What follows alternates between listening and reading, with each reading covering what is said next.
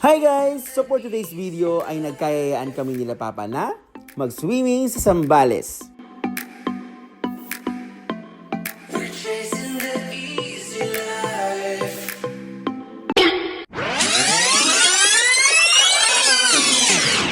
Oops!